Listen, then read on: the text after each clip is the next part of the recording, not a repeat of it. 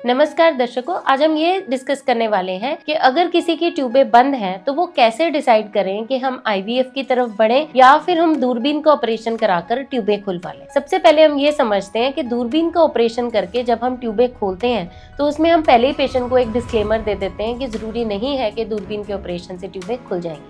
अगर तो ट्यूबें हल्की फुल्की बंद है, यानी कि यूट्रस के पास जैसे बंद है और हल्की फुल्की बंद है, तो उनके खुलने की संभावना रहती है। मगर अगर डिस्टल एंड पे यानी कि बच्चेदानी से परे वह ट्यूबें बंद हैं जो ज्यादातर इन्फेक्शन के कारण होती हैं, तो वो उनके खुलने की संभावना कम हो। तो हम जो है पेशेंट का पिक एंड चूज करते हैं कि ये जो है दूरबीन का ऑपरेशन करके पेशेंट को फायदा होगा कि नहीं होगा, कि हमें ट्यूबें खोलने का कोई लाभ प्राप्त होगा कि नहीं होगा। अगर पेशेंट यंग है यानी कि उसकी उम्र कम है, उसको एक से ज्यादा बच्चे चाहिए और कोई फैक्टर नहीं है और पेशेंट अभी फिलहाल आईवीएफ में इंटरेस्टेड नहीं है या आईवीएफ जितने पैसे खर्चने के लिए तैयार नहीं है, तो पेशेंट को हम दूरबीन की तरफ ले जाते हैं। दूरबीन का ऑपरेशन करने के बाद 6 महीने तक छोड़ देते हैं। अगर पेशेंट नेचुरली प्रेग्नेंट हो जाता है तो ठीक है, नहीं तो आईवीएफ की तरफ बढ़ जाते हैं। अगर हमें ट्यूबें देखकर लगता है कि हालत ज्यादा खराब है और ये दूरबीन के ऑपरेशन से नहीं खुलेंगी, या फिर पेशेंट के और फैक्टर्स है यानी कि लेडी की एज थोड़ी हायर साइड पे है या हस्बैंड के स्पर्म में नुक्स है, तो हम पेशेंट को आईवीएफ की तरफ ले जाते हैं। आईवीएफ से एक बच्चा हो जाएगा, ट्विंस होने का भी थोड़ा सा रिस्क रहेगा,